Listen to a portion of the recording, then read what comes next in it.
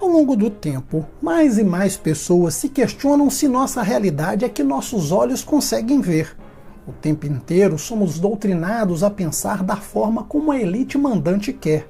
Ela nos aprisiona em um ciclo vicioso, como um cão que corre atrás do próprio rabo, nos burrificando, nos conduzindo como marionetes a um vazio existencial, onde nos deparamos com mais perguntas que respostas. Nossa existência se resume ao que vemos? Nosso corpo físico é o fim de tudo ou existe algo além que muitos chamam de alma? As diversas teorias tentam explicar a evolução e a involução da vida humana nessa gigantesca e misteriosa roda da vida. A roda da vida e da morte, a lei do eterno retorno de todas as coisas, a lei da transmigração das almas e a lei da reencarnação. Se a morte fosse mesmo o fim de tudo, seria isso um ótimo negócio para os perversos, pois ao morrer teriam canceladas todas as maldades, não apenas do seu corpo, mas também de sua alma. Sempre nos perguntamos o que é a vida, de onde vem, para onde vai, qual é o objetivo da existência, por que existimos e qual destino nos aguarda. Mas antes, a humanidade precisa entender o que ela é. Somos constituídos de matéria. Nosso corpo é formado por órgãos. Cada órgão é composto de células, cada célula de moléculas e cada molécula de átomos. E se fracionarmos qualquer átomo, liberamos energia. Elas são feitas de elétrons, de prótons, de nêutrons que giram ao redor de um núcleo. A física nuclear explica muito bem isso. É dizer, o nosso corpo físico se resume em diversos tipos e subtipos de energia. Os cientistas mediram as ondas cerebrais em microvolts emitidas por nosso córtex cerebral. Albert Einstein, uma das maiores mentes que a humanidade já viu, explicou que energia é igual a massa multiplicada pela velocidade da luz ao quadrado. É dizer que a massa se transforma em energia e a energia se transforma em massa, ou matéria nada mais é que energia condensada. A doutrina esotérica já dizia que o nosso corpo físico possui um fundo vital orgânico chamado de Lingam Sharira, onde cada átomo do corpo vital penetra dentro de cada átomo do corpo físico e o faz iluminar. Se, por exemplo, um braço desse duplo vital sai do braço físico, sentimos que a nossa mão e braço adormecem. Quando o braço vital retorna e entra no braço físico, a pessoa sente uma vibração, uma espécie de formigamento, porque queremos despertá-lo. Se tirarmos o corpo espiritual de uma pessoa física e não devolvermos, a pessoa física morre. Isto é, retiramos o corpo vital. Um pouco além desse corpo físico com sua base vital orgânica, encontramos o ego. O ego é uma soma de diversos elementos como a ira, cobiça, luxúria, inveja, orgulho, preguiça, gula e dentre outros. Muitas pessoas enaltecem o ego no coração construindo um altar e adorando todos os dias. Isso nos leva à gnose, que significa conhecimento. Ela tem como uma de suas referências Samuel Aun Weor, conhecido como o pai da antropologia gnóstica. Ele diz que o eu superior e o eu inferior, embora pareçam separados, de fato são apenas uma coisa ou a própria coisa. Em seu livro Os Mistérios da Vida e da Morte, ele explica que o eu é o tempo e é, antes de tudo, um livro com muitos volumes. No eu estão todas as nossas aberrações e os nossos defeitos, o que faz de nós verdadeiros animais intelectuais. Esses valores são os mesmos elementos inumanos que constituem o ego. No entanto, às vezes eles se chocam ou se atraem ou se repelem. E a morte é voltar ao ponto de partida original. A vida é como um filme. Quando termina, o levamos para a eternidade para revivermos nossa própria vida que acaba de passar.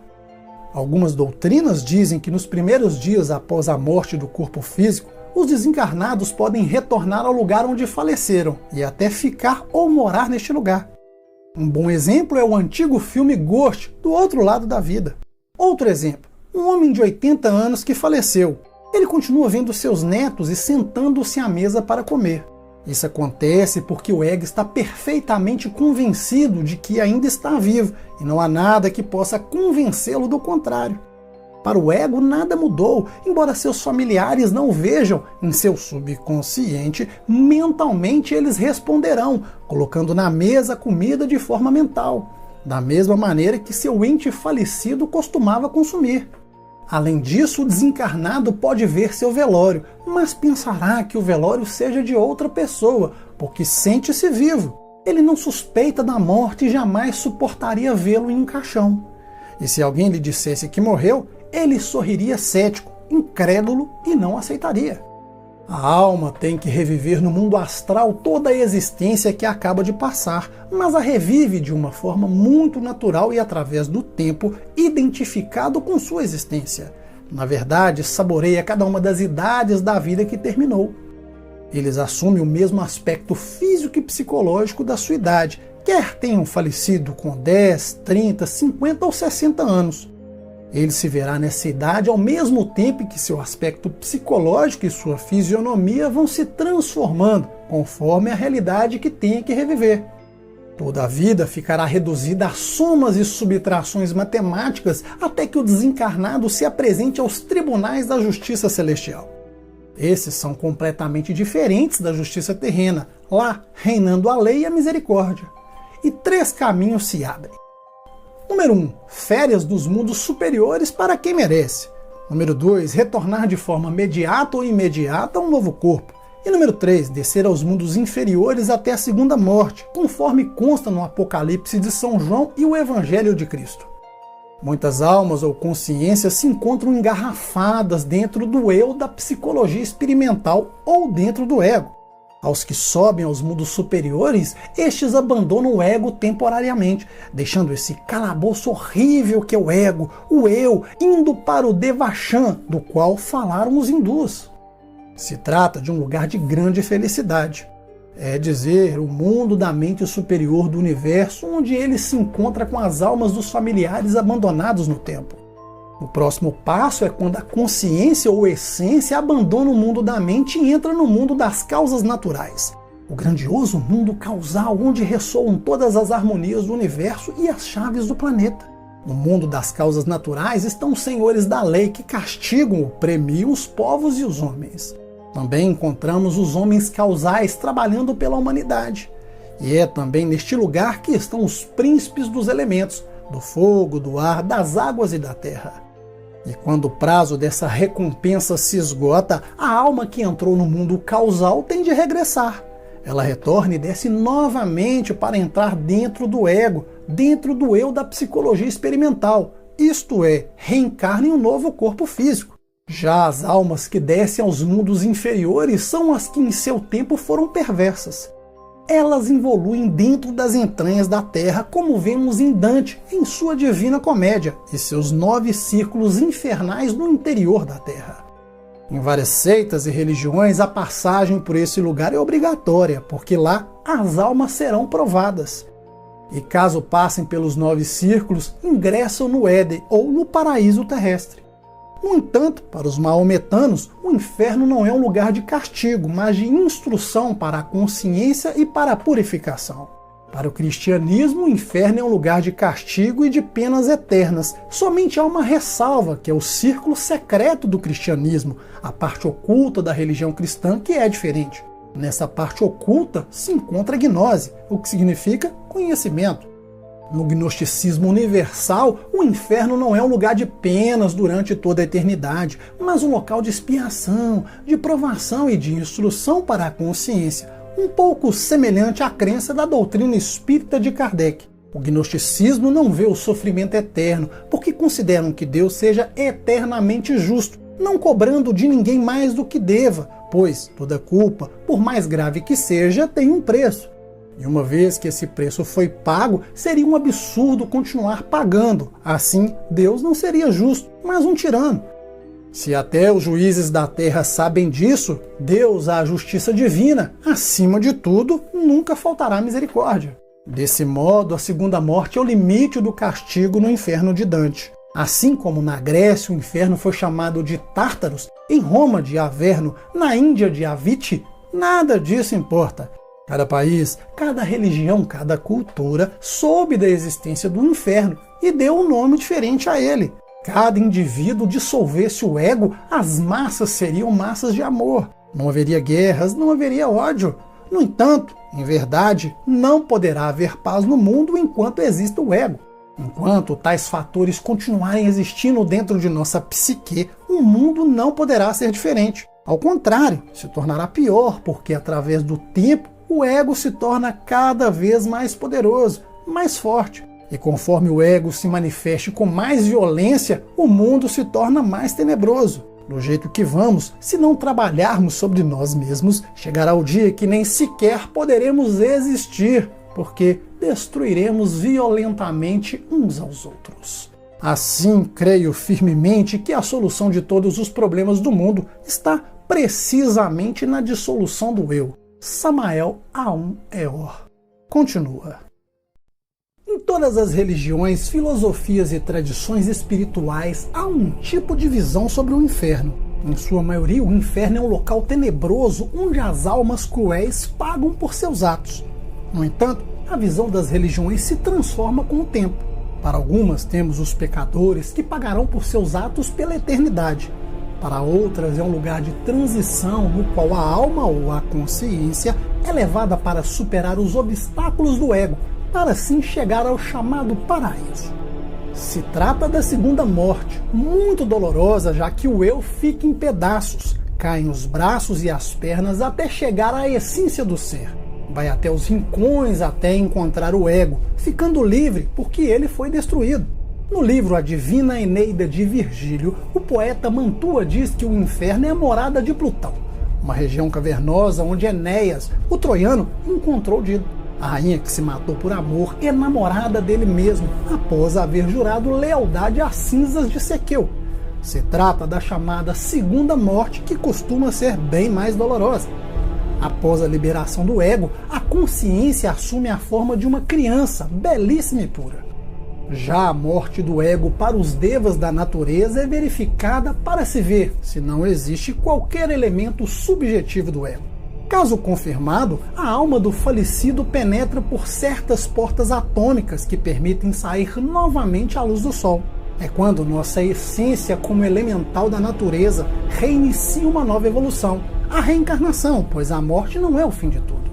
Franz Hartmann, uma das maiores autoridades sobre os elementos da natureza, explica que a morte é somente uma mudança de estado, o fim de uma velha forma. Com a morte sempre surge o começo de um novo estado, mais refinado do ser. Os elementais são a consciência dos elementos, pois sabemos que o fogo, o ar, a água e a terra não são meramente físicos, como supõem os ignorantes. O grande médico Paracelso disse: da mesma maneira que a natureza visível é habitada por um número infinito de seres, a contraparte invisível e espiritual da natureza é habitada por uma hoste de seres peculiares. São chamados espíritos da natureza, um misto de espírito e matéria. Paracelso separou essa população dos elementos em 4 grupos distintos: gnomos, ondinas, silfos e salamandras. Assim, a segunda morte nesse sentido, quando reencarnam no mundo, eles começam como um mineral, a pedra, prosseguirão pelo vegetal, o animal e, por último, terão acesso à vida humana, ou seja, reconquistam o estado humano que foi perdido. Os elementais são uma espécie de energia da natureza, como os gnomos ou os pigmeus, anõezinhos pequenos com sua longa barba branca que ficam entre as rochas. Nos vegetais temos as plantas. Cada planta é o corpo físico de um elemental vegetal que tem consciência e inteligência. Os elementais do reino animal estão um estágio acima dos elementais vegetais. No reino animal, a evolução sempre começa por organismos simples até que a evolução acontece, de modo que o elemental animal possa assumir organismos mais complexos. Para isso se tem 108 vidas em 3.000 ciclos para se realizar a autorrealização, a reforma íntima do ser, reconquistar a essência, a alma humana, enquanto a roda da vida segue girando. Se após 3.000 ciclos de 108 vidas não se tem resultado, todas as portas se fecham. A essência se converte no espírito universal da vida, ou Parabrahma, como denominam os hindus. É dizer, uns descem ao interior da Terra, outros sobem aos mundos superiores para umas férias, Outros retornam de maneira mediata ou imediata, ou se reincorporam para repetir sua existência aqui nesse mundo, a roda ou o ciclo da vida e da morte. As almas que completam o ciclo das 108 existências caem na lei da transmigração das almas, ou seja, devem descer às entranhas do mundo. E após a segunda morte, com o ego morto, elas retornam, começando como um mineral, até chegar no homem. Já as almas que descem às entranhas da terra, retornam de forma mediata ou imediata ao mundo, terão de repetir sua vida. Se trata da doutrina do eterno retorno de todas as coisas, junto com a lei da doutrina da recorrência. Esse ciclo ou roda que gira e gira a fim de desencarnar, tomar um novo corpo e repetir. No entanto, a segunda morte pode ser evitada com a lei da recorrência. O nosso eu não é algo autônomo, autoconsciente ou individual. Ele é a soma de vários eus. Há o eu da ira, o eu da cobiça, o eu da luxúria, o outro da inveja, o da preguiça. Não há um só eu, mas vários dentro de nosso organismo, tal como vimos na doutrina tibetana. Jesus, o Cristo como conhecemos, segundo se diz, tirou do corpo de Maria Madalena 7 demônios. Isto é, tirou dela 7 pecados capitais: ira, cobiça, luxúria, inveja, orgulho, preguiça e gula. E cada um desses 7 é a cabeça da legião. E cada defeito é um eu, isto é, temos muitos eus defeitos, ou eus defeitos de demônios. No Evangelho Crístico se pergunta ao possesso qual é o seu verdadeiro nome, e sua resposta é: sou uma legião. Meu verdadeiro nome é Legião. Assim, cada um de nós no fundo é uma legião e cada eu demônio da legião quer controlar nossa mente. Cada eu demônio é como uma pessoa dentro de nosso corpo, isto é, dentro de nossa personalidade. Podemos dizer que vivem várias pessoas dentro de nós. E se formos simplistas, podemos dizer que haja 2 pessoas, o princípio da dualidade, o bem e o mal dentro de cada um. Se separarmos, teremos mais pessoas. No entanto, é uma repetição mecânica dos vários eventos de nossa existência passada e que juntas se tem um grande número de eus. Um bom exemplo é que na existência passada, alguém com 30 anos de idade esteve em um bar, brigou com outro sujeito e morreu. O eu da ira foi o personagem principal. Após a morte, esse eu defeituoso continua na eternidade e na nova existência continua em seu subconsciente, aguardando chegar aos 30 anos para voltar novamente ao bar e encontrar mais uma vez o sujeito. Esse é o eu do ressentimento. E o outro sujeito desse episódio trágico do bar também tem seu eu. Ele quer vingança e seu subconsciente aguarda o momento de entrar em atividade. Desse modo, ao chegar àquela idade, o subconsciente dos dois diz: tenho que encontrar-me com fulano. Por sua vez, o outro diz: tenho de me encontrar com tal ciclano. Isto é, eles falam telepaticamente, fazem um acordo, marcam um encontro em um bar, encontram-se fisicamente, pessoalmente nesta nova existência e podem repetir a cena, tal como aconteceu na existência passada, ou se resolver de vez. Tudo isso acontece por baixo do nosso raciocínio. Simplesmente somos arrastados para uma tragédia, levados inconscientemente a repetir a mesma coisa, até que seja resolvido ou até que a segunda morte destrua o ego. Agora vejamos o caso de alguém que na idade de 30 anos, em sua existência passada, teve uma aventura amorosa, um homem com uma mulher. E a roda da vida gira, o ciclo acontece com os relacionamentos amorosos quando um homem e uma mulher saem determinados a encontrar o ser perfeito à sua medida. Os dois eus se comunicam telepaticamente, marcam um encontro e cada um arrasta a personalidade, às costas da nossa inteligência, às costas do ministério da intelectualidade. Vem o encontro e se repete a aventura em outras vidas. Por isso, muitas vezes dizemos: eu conheço essa pessoa, mas na verdade nunca a vimos.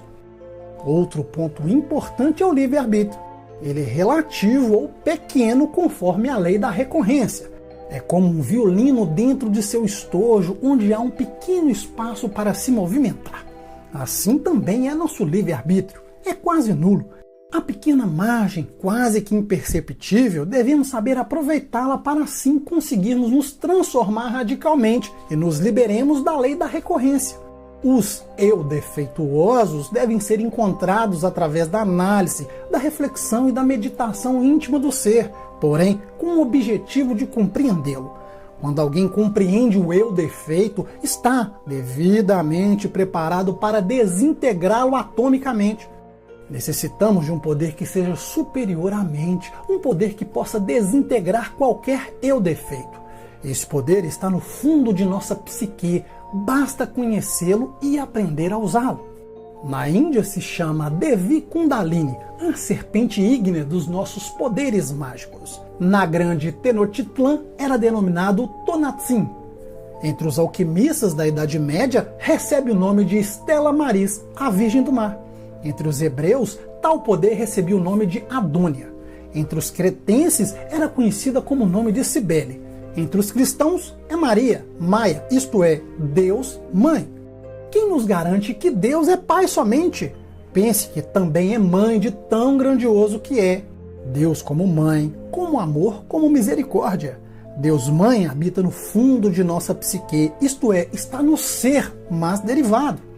Vejamos a diferença entre o ser e o eu. O ser e o eu são incompatíveis, são como a água e o azeite que não podem se misturar. O ser é o ser e a razão de ser do ser é o próprio ser. O ser é, o que sempre foi e o que sempre será. É a vida que palpita em cada átomo, como palpita em cada sol. Assim, Deus Mãe é uma variante de nosso próprio ser.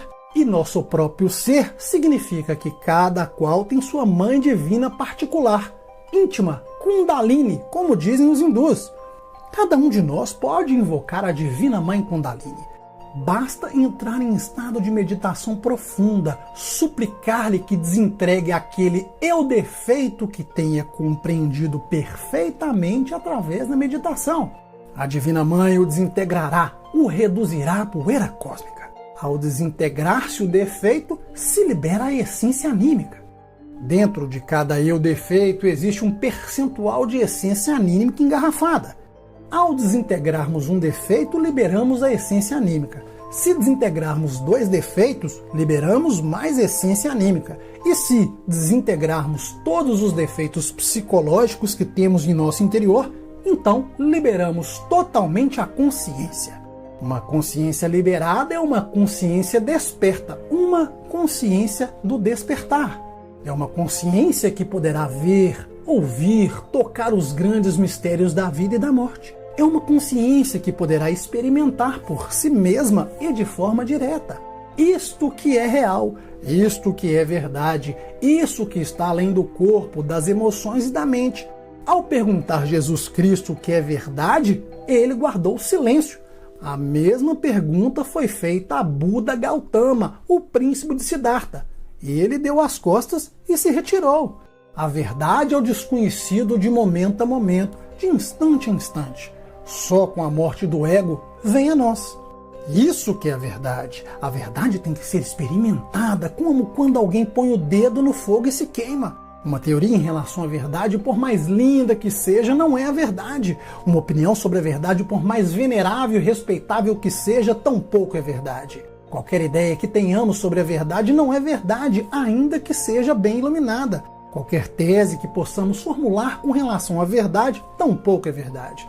A verdade tem que ser experimentada como alguém que põe o dedo no fogo e se queima. Ela está além do corpo, das emoções e da mente. E a verdade só pode ser experimentada em ausência do eu psicológico. Sem haver dissolvido o eu, não é possível a experiência do real. Assim nós necessitamos de desintegrar o ego da psicologia. Só assim poderemos experimentar a verdade. E Jesus disse: conhecerei a verdade e ela vos fará livres. Quando alguém realmente consegue destruir o ego, libera-se da lei da recorrência, faz de sua vida uma obra-prima, converte-se em um gênio, em um iluminado no sentido mais completo da palavra. Para que reine de verdade a paz nesse mundo, temos que morrer em nós mesmos, destruir o que temos de inumano em nós. O ódio que carregamos, as invejas, os ciúmes espantosos, essa ira que nos faz tão abomináveis, essa fornicação que nos faz tão bestiais. Assim, creio firmemente que a solução de todos os problemas do mundo está precisamente na dissolução do eu. Samael A1 EO. Espero que tenham gostado. Forte abraço e até mais.